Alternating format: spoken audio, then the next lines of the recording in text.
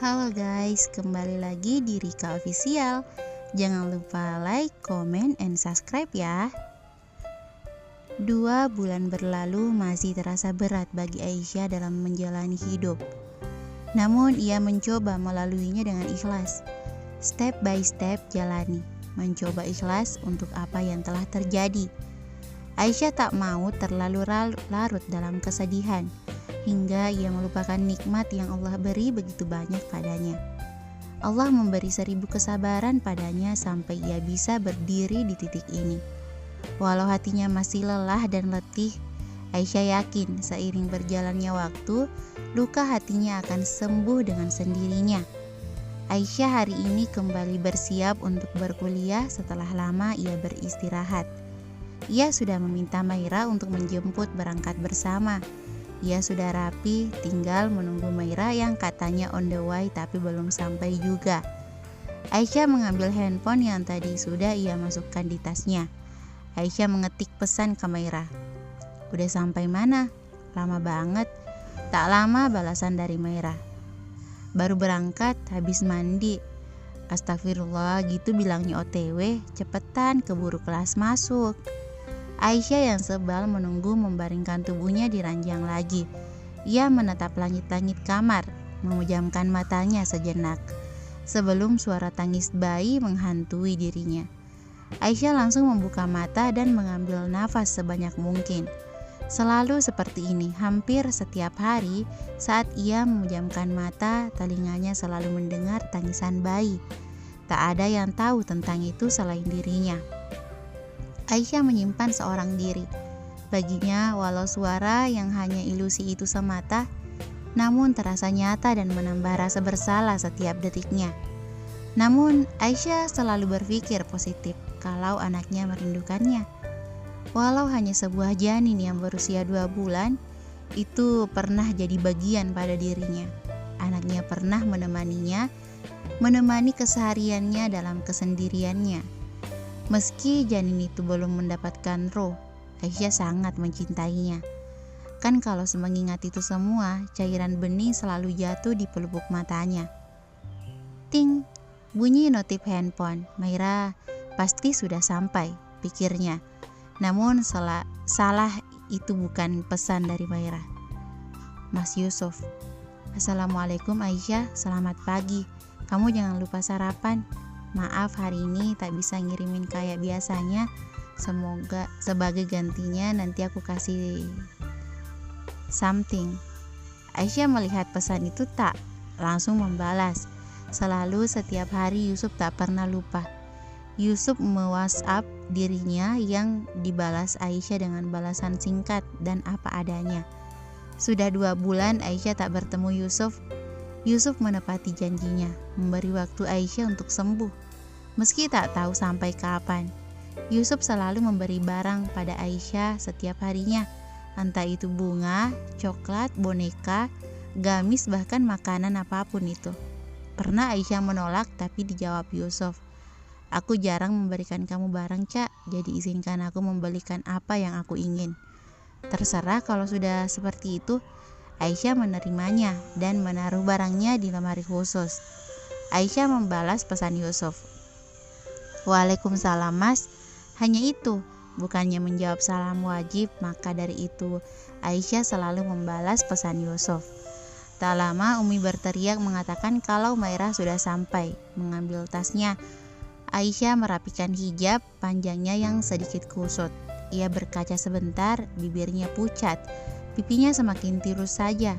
Aisyah mengoleskan lip balm agar bibirnya tak lagi pucat. Melihat dirinya yang kelihatan baik-baik saja, Aisyah menarik nafas panjang.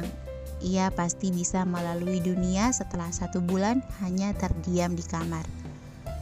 Sorry, I cannot continue to work with your company. Bianca menutup teleponnya. Ia menggeram kesal, sudah ke-10 investor menolak dan memutuskan bekerja sama dengan perusahaannya. Bianca duduk di kursi kerja rumahnya, sendirian. Bianca tahu betul ini ulah siapa yang selalu menggagalkan investor yang ia ajak untuk bekerja sama. Setelah ia keluar rumah sakit 2 bulan yang lalu, Bianca kembali ke rumah tempat ia tinggal. Meskipun sangat sulit, ia mencoba melanjutkan hidup. Bianca sempat sering melakukan bunuh diri. Namun saat akan melakukan itu, ada saja yang menggagalkannya. Juga ia pernah bermimpi didatangi keluarganya dan mereka meminta Bianca untuk terus melanjutkan hidup. Bianca tak lagi pernah berjumpa dengan Yusuf. Terakhir waktu di rumah sakit itu, ia juga tak berani menampakkan dirinya pada Yusuf mengingat ancaman ia yang akan dimasukkan ke jeruji besi. Bianca tahu Yusuf orangnya yang tak pernah main-main. Meski sepenuh hatinya masih memilih Yusuf, Bianca perlahan merelakannya. Berat sekali, obsesi memiliki Yusuf masih ada. Tapi lagi-lagi ketakutan itu. Ia tak mau hidup di penjara. Bianca yang memang sudah kesepian pasti akan semakin menderita bila di sana. Ia juga tak ingin perusahaan keluarganya hancur di tangan Yusuf. Cukup sampai di sini, mungkin Bianca terpaksa harus mundur. Tak ada lagi kesempatan untuk melangkah mendekati Yusuf. Semua sosial medianya sudah di blacklist oleh Yusuf. Bahkan kerjasama perusahaan diputus sepihak. Dan jangan lupakan semua investor yang perlahan memilih mundur dari perusahaannya. Yusuf begitu kejam, menakutkan. Bianca baru tahu sisi lain Yusuf yang seperti ini. Tapi untung saja Yusuf tak langsung menghancurkan perusahaannya. Walau dengan mudah Bianca yakini Yusuf bisa menghancurkan itu dengan sejentik jarinya. Maka dari itu lebih baik ia mundur daripada maju. Ia akan semakin hancur jadi debu. Bianca menelungkup wajahnya, ditumpukan berkas-berkas. Oh God, help me please. Di sepertiga malam Aisyah seperti biasa terbangun untuk menjalankan sholat tahajud.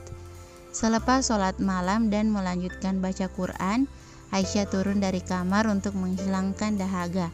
Ia lupa tak membawa minum untuk dibawa ke kamar. Sayup-sayup Aisyah mendengar suara Umi dan abinya di ruang keluarga. Tak biasanya beliau di sana jam-jam ini.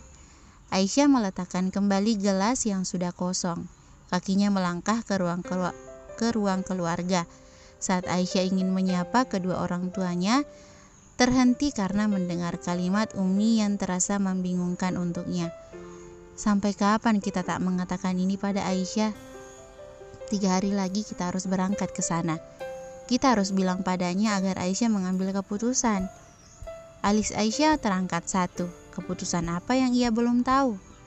Walau hanya dari belakang, Aisyah bisa tahu kalau Abi menghela nafas panjang. Aku bingung, Aisyah masih sangat terpuruk meski dia pura-pura tegar. Aku tahu yang dirasakan meski Aisyah tak mau bicara apa yang ia rasakan pada kita, ujar Umi. Aisyah yang di belakang tersentil hatinya. Bahkan saat ia mencoba menutupi kesedihannya pada semua dunia, pasti bakal ketahuan bagi yang sangat dekat kepadanya. Tapi kita harus mengatakan secepatnya, aku berangkat ke Dubai 3 hari lagi. Pasti Abi ada kontrak kerja seperti biasa yang mengharuskannya pergi ke luar negeri. Aku tinggal di sini saja ya, menemani Aisyah. Umi yang tak pernah lepas dari Abi bahkan rela demi dirinya. Apa Aisyah sudah menjadi beban untuk kedua orang tuanya? Sayang, bukan sebentar kita di sana. Kalau hanya 1 bulan, 2 bulan tak apa. Kamu tahu aku sudah mengambil kontrak 10 tahun, jauh-jauh hari. Aisyah terkejut mendengar itu. Jadi Umi dan Abinya pasti akan pindah rumah. 10 tahun bukan waktu yang lama. Dulu ia juga sering pindah sewaktu ia kecil. Ia harus ikut Abinya karena tempat kerjanya. Aisyah membalikkan badannya. Ia naik ke kamarnya dengan pandangan kosong dan bingung. Kalau sudah seperti ini, ia harus bagaimana? Ia tak ingin Abi membatalkan kontrak kerja karena dirinya. Aisyah tak bisa jadi anak yang egois mementingkan dirinya sendiri. Aisyah tak mau juga menjadi pemisah jarak kedua orang tuanya. Aisyah perlu meminta jawaban pada hatinya. Lebih baik ia bertanya kepada sang pemberi jawaban. Bersambung.